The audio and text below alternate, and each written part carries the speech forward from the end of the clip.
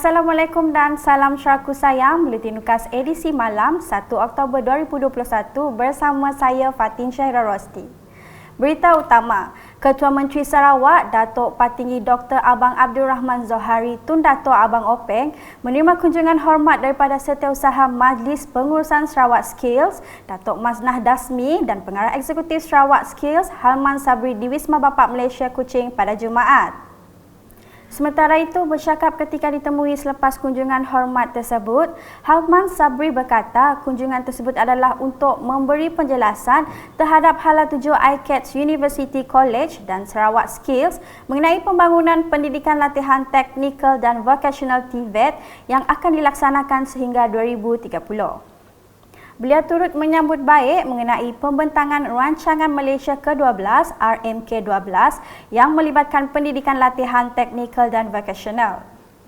Ini kita amat gembira bila melihat RMK, perancangan RMK-12 yang emphasize-nya kepada TVET dan itu merupakan satu iktirafan kepada Sarawak Skill di negeri Sarawak untuk memperjuangkan ataupun mempertabatkan TVET sebagai pendidikan utama bagi belia-belia negeri Sarawak. Dalam pada itu, katanya Sarawak Skill juga turut menawarkan 12 jurusan kemahiran yang berkaitan dengan teknikal dan vocational seperti mekatronik, lukisan kejuruteraan dan jurusan yang berkaitan dengan industri termasuklah yang berkaitan dengan penanaman kelapa sawit. Memang kita arif tentang perkembangan terkini, lebih-lebih lagi dengan pembangunan negeri Sarawak dan juga seluruh Malaysia dan of course kita melihat keperluan industri di negeri Sarawak. Jadi kita punya latihan dan pelajaran yang kita kemukakan adalah menghendaki kehendak industri dan juga menekankan aspek kemodernan teknologi yang kita gunakan dalam industri-industri. Tujuan sama juga ialah TVET, kita memperkasakan TVET di negeri Sarawak. So dalam itu adalah kemajuan bagi Sarawak Skill dan hubung kait Sarawak Skill dengan ICATS ialah kita ada kerjasama sebab ia under one roof. Di mana ICATS juga perlu kepada Sarawak Skill perlu kepada ICATS dalam persambungan pengajian. Daripada Sarawak Skill dia boleh melanjutkan pelajaran ke ICATS. Begitu juga ICATS memerlukan Sarawak Skill dalam bidang perhubungan dengan industri. Itu tujuan kita. Dalam pada itu juga, beliau juga berkata sebanyak 92% pencapaian pelajar yang telah menamatkan jurusan tersebut telah mengisi kekosongan dan keperluan industri di Malaysia khususnya di Sarawak. Laporan seterusnya. Program Maksak Cares merupakan salah satu aktiviti kebajikan Majlis Kebajikan dan Sukan anggota-anggota Kerajaan Malaysia Maksak Wanita Sarawak. Pengurusi Maksak Wanita Sarawak, Datin Amar Evelyn Ritikos berkata, pihaknya sentiasa prihatin dan mengambil berat terhadap golongan B40 khususnya di kalangan penjawat awam Sarawak yang terjejas akibat pandemik COVID-19. Katanya, di bawah program Maksak Cares ini, sumbangan voucher tunai bernilai RM100 akan dihulurkan kepada kumpulan sasar iaitu penjawat awam dalam golongan B40 yang berpendapatan kurang daripada RM1,400 sebulan dalam perkhidmatan awam negeri Sarawak. Beliau berkata demikian semasa majlis pelancaran Maksak Cares yang telah disempurnakan Isteri Ketua Menteri Dato' Amar Jumaini Tun Tuanku Bujang di Wisma Bapak Malaysia pada Jumaat. Program Maksak Cares merupakan aktiviti kebajikan maksak wanita Sarawak dalam membantu meningkatkan kualiti hidup golongan berpendapatan rendah serta memastikan tiada penjawat awam yang tercicir dari menikmati faedah bantuan kerajaan. Ianya dilancarkan dengan kolaborasi Unit Sumber Manusia Negeri Jabatan Ketua Menteri Sarawak, Maksak Wanita Negeri dan Sanjung Etika Sdn Berhad dengan dana terkumpul sebanyak RM100,000 yang akan memberi manfaat kepada 1,000 penerima dalam bentuk voucher tunai. Berikut pula, Setiausaha Kerajaan Negeri Sarawak, Dato' Amar Jauh Samion telah mengadakan lawatan kerja ke pejabat daerah Kecil Niah dan pejabat daerah Subis pada Jumaat. Di daerah Kecil Niah, beliau telah meninjau kaunter perkhidmatan pejabat daerah Kecil Niah dan melawat projek waterfront Sungai Niah, Niah Sepupok. Projek waterfront Sungai Niah kini sedang dalam pembinaan di bawah Majlis Daerah Subis sebagai agensi pelaksanaan dengan kos banyak RM6 juta. Selepas itu, Dato' Amar Jaor turut mengadakan tinjauan ke pejabat daerah Subis dan mempengerusikan mesyuarat khas pentadbiran bersama residen Miri dan pegawai-pegawai daerah di bahagian Miri. Dalam mesyuarat itu, beliau telah diberikan taklimat berkenaan projek Bina Baru Pejabat Daerah Subis, projek Bina Baru Pejabat Daerah Beluru, projek Bina Baru Pejabat Daerah Kecil Tinja dan Bina Baru Dewan Masyarakat Subis. Turut dibincangkan usaha penambahbaikan terhadap beberapa isu berbangkit melibatkan rakyat di bahagian Miri. Manakala di Serian, Menteri Muda Pemodenan Pertanian, Tanah Adat dan Pembangunan Wilayah Sarawak, Dato' Roller Sagah Wiin menyempurnakan program ziarah UKAS di pekarangan pejabat daerah Kecil Siburan pada Khamis. Beliau yang juga adun tarat memberitahu program tersebut bertujuan menyemarakkan semangat kemerdekaan di kalangan masyarakat sekaligus memperingati jasa pemimpin terdahulu. Tapi oleh kerana kita bergabung dengan semua negeri di Malaysia, kita menjadi lebih teguh. Kita jangan lupa perjuangan mereka ini. Dan bukannya orang Sarawak saja. Orang Sarawak berjuang di Semenanjung. Askar Melayu Diraja dari Melaya pun ada berjuang di Sarawak. Ada yang kena bunuh. Termasuk juga askar-askar British dahulu. Dalam majlis sama, Dato' Roller turut menyampaikan sijil pelanjutan perkhidmatan Ketua Kaum Daerah Kecil Siburan kepada 4 penerima seperti tertera.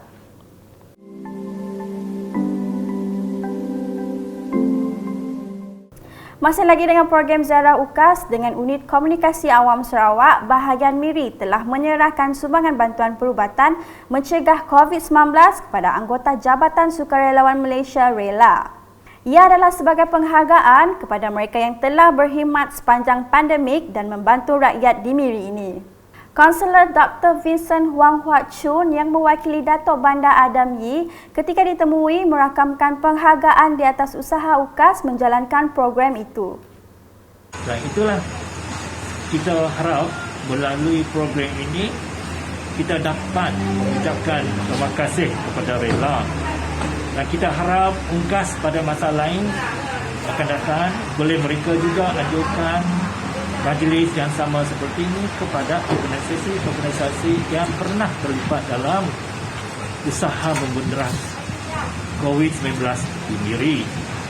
Sementara itu, Pegawai Rela Daerah Miri, Muhammad Afizi, merakamkan ucapan terima kasih kepada UKAS di atas sumbangan yang diberikan kepada mereka. Terima kasih berbanyak-banyak kepada pihak UKAS Unit Komunikasi Awam Sarawak kerana menjemput kami dalam program ziarah UKAS sempena Semarak Kemerdekaan, iaitu masih belum terlambat lagi untuk kita menyambut bulan kemerdekaan tahun ini, walaupun telah lepas Hari Malaysia dan Hari Kebangsaan pada bulan Ogos dan bulan September ini. Jadi pada hari ini Tuan telah memberi sumbangan kepada Rela Daerah kami, iaitu sumbangan berbentuk face mask ataupun pelitup muka sebanyak 300 kotak. Jadi sumbangan ini kami amat hargai dan kita akan membuat agihan kepada anggota yang bertugas untuk memberi semangat kepada anggota yang bertugas dan kemudahan yang kita berikan. Di Meradong pula, adunnya Datuk Ding Kuang Hing telah menyerahkan cek peruntukan projek transformasi luar bandar RTP untuk menaik taraf prasarana di 2 rumah panjang pada Khamis. Projek RTP tersebut yang diberi peruntukan sebanyak RM200,000 bagi rumah panjang Sumpun Sungai Selidap, manakala RM100,000 bagi rumah panjang Bangi Skim B. Adun Meradong itu menambah, pelaksanaan projek RTP banyak membantu untuk pembangunan infrastruktur dalam menaik taraf prasarana di rumah panjang. Sementara itu, katanya pelaksanaan projek RTP akan dijalankan secara berperingkat mengikut dana yang telah diluluskan. Sementara itu, Majlis Keselamatan Negara MKN Sarawak telah mengarahkan semua agensi termasuk Jabatan Bomba dan Penyelamat Malaysia JBPM Negeri Sarawak untuk bersedia sedia menghadapi monsun Timur Laut. Menurut pengarah JBPM Sarawak, Khairuddin Rahman Husaini, pihaknya telah diarahkan berkolaborasi dengan Polis Diraja Malaysia PDRM dalam semua aktiviti termasuk latihan simulasi gerakan bencana. Dan kita dapat arahan daripada MKN minggu lepas untuk kita berkolaborasi dengan pihak polis sebagai insiden komander dan bomba sebagai power komander untuk kita menyelaraskan aktiviti ini dan semua pegawai-pegawai ketua balai kita di peringkat balai dan zon untuk mereka berkolaborasi dengan pihak polis. Beliau berkata demikian dalam sidang media persiapan menghadapi monsun Timur Laut tahun 2021-2022 di Ibu Pejabat Bomba dan Penyelamat Sarawak pada Jumaat. Dalam sidang media sama, beliau menjelaskan pihaknya telah memperkemaskan kawasan pendaratan pesawat yang akan digunakan untuk kerja memindah dan menghantar bekalan selain kerja-kerja mencari dan penyelamat SAR. Ujarnya, sebanyak 38 kawasan landing point telah dikenal pasti termasuk di Long Semadoh dan ini termasuk kawasan Mulu yang dibantu oleh 10 anggota Mountain Cave Search and Rescue Moksa yang bertindak menyelenggara 4 landing point di Gunung Mulu. Pada masa sama juga kita telah mengkemaskinikan kita punya landing point pesawat kita dan ini telah kita buat dan minta bagi landing point yang sebelum ini diselenggarakan pertama kali pokok, daun dan kawasan-kawasan rumah yang berdekatan pertama kali di kawasan Ulu-Ulu lah. Ujar Khairuddin lagi, semua maklumat berkaitan operasi dan pemantauan banjir boleh didapati dengan mengakses Facebook JBPM dan Pusat Gerakan Operasi Bomba. Bagi pemantauan banjir dan juga kawasan-kawasan ini, semua maklumat mulai ini kita akan kongsi bersama dengan masyarakat lah. Sebab masyarakat boleh akses kepada Facebook kita dan juga Pusat Gerakan Operasi kita untuk memastikan bahawa mereka dapat maklumat yang tepat lah. Mana mereka boleh bertanya dengan Jabatan Bomba dan ini telah kita laksanakan dengan cukup baik lah. Selepas sidang media itu, Khairuddin telah menyaksikan demonstrasi peralatan dan kemudahan bomba yang akan digunakan dalam operasi monsun Timur Laut pada tahun ini. Beralih dengan laporan program vaksinasi, dengan seramai 492 pelajar sekolah menengah kebangsaan SMK Sungai Pauh dan 118 pelajar sekolah kebangsaan SK Sungai Pauh menerima suntikan vaksin COVID-19 di Dewan Suara Sarike pada Khamis.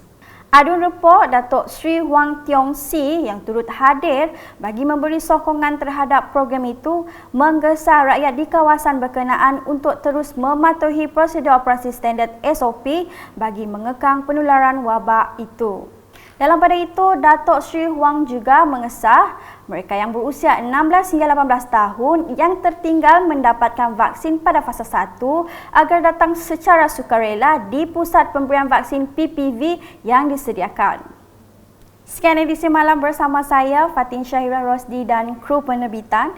Berita lebih lanjut boleh didapati di semua platform media sosial UKAS termasuk portal ukas.sarawak.gov.my dan pastikan anda subscribe UKAS channel di YouTube.